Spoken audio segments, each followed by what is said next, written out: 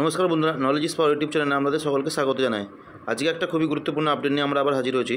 সেটা হচ্ছে কি ওয়েস্ট বেঙ্গল এসএসসির মাধ্যমে নতুন 12,000 ভ্যাকেন্সি গ্রুপ সি এবং গ্রুপ ডি পোস্টে নিয়োগ হবে।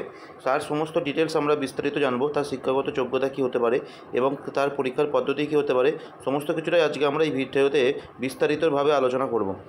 এটা কিন্তু পুরোটাই হচ্ছে কি রাজ্য সরকারের পরীক্ষা, রাজ্য সরকারের এসএসসির পরীক্ষা।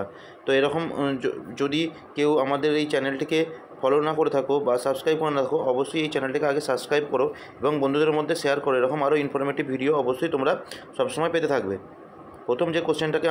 প্রথমে যে জিনিসটাকে দেখতে হবে সেটা হচ্ছে কি, এটা যে পশ্চিমবঙ্গ স্টাফ সিলেকশন কমিশনের মাধ্যমে রাজ্য সরকার একাধিক পরীক্ষার নিয়োগ করছে, একাধিক পোস্টে নিয়োগ করছে। যেমন হচ্ছে কি, পশ্চিমবঙ্গ স্টাফ সিলেকশন কমিশনের মাধ্যমে রাজ্য সরকারের বিভিন্ন দপ্তরে গ্রুপ সি এবং গ্রুপ ডি পদে প্রায় 12,000 শূন্য পদের জন্য দরখাস্ত নেওয়া শুরু হবে। দ্রুত কর্মী নিয়োগের জন্য 2022 সালে স্টাফ সিলেকশন কমিশনার অ্যামেন্ডমেন্ট অ্যাক্টে সংযোজন করে 2 বছরের চুক্তিতে নতুন চেয়ারপারসন নিযুক্ত করা হয়েছে।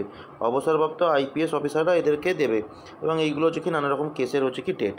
এছাড়াও 6 জন সদস্যকে নিয়োগ করা হয়েছে। কলকাতার নিউ টাউনে স্টাফ সিলেকশন কমিশনের নতুন অফিস থেকেই এই পদে নিয়োগ করা হবে। মোট শূন্য পদ গ্রুপ ডি পদে 8,000 এবং গ্রুপ সি ক্লার্ক সহ অন্য পদে 4,000 কর্মী নিয়োগের সিদ্ধান্ত নেওয়া হয়েছে। প্রার্থী বাছাই পরীক্ষা হবে কি স্টাফ সিলেকশন কমিশন, এটা কিন্তু পিএসসি নেবে না, এই পরীক্ষাটা কিন্তু স্টাফ সিলেকশন কমিশন নেবে। পরীক্ষার পদ্ধতি নিয়ে একটি খসড়া তৈরি হয়েছে এবং সেখানে বলা হয়েছে যে এই পরীক্ষাটি কীভাবে নেওয়া হবে।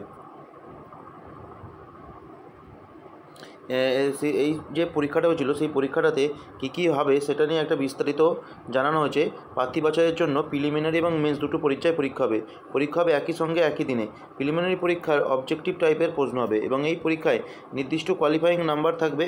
যারা পাস করবে তারা মেন্স দিতে পারবে এবং তারপর হচ্ছে কি ইন্টারভিউ তারা দিতে পারবে এবং চূড়ান্ত যে পরীক্ষাটা হবে তালিকায় নাম হবে তালিকা তৈরির সময় মেন্সে পাওয়া নাম্বার এবং লিখিত পরীক্ষা পাওয়া নাম্বার দেখা হবে। ঠিক আছে, এবার এখানে হচ্ছে কি, এখানে তোমাদেরকে কিছু জিনিস আমি এক্সট্রা আপডেট দিয়ে থাকি।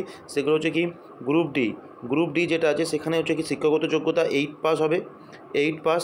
এবার বলবে যারা মাধ্যমিক পাস দিতে পারবে না, হ্যাঁ অবশ্যই তারা মাধ্যমিক পাস তারা অবশ্যই দিতে পারবে গ্রুপ ডি। আর গ্রুপ সি পদের জন্য 12 পাস, এটা হচ্ছে কি থাকবে।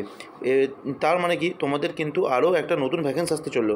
তাই তোমরা দেরি না করে নিজেদের প্রিপারেশানকে একদম চূড়ান্ত লেভেলে রাখার চেষ্টা করো, যাতে তোমরা এই পরীক্ষাগুলোতে সঙ্গে তোমরা ক্র্যাক করতে পারো এবং এইগুলো জেনে রেখে দেবে। তোমাদের কাছে কিন্তু একটা বিশাল বড় সুযোগ।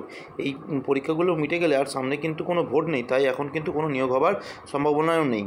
যদি ভিডিওটি ভালো লেগে থাকে অবশ্যই লাইক, শেয়ার এবং সাবস্ক্রাইব করে দিও এবং কমেন্টে জানিও যে তোমাদের ভিডিওটি কেমন লেগেছে। Thank you.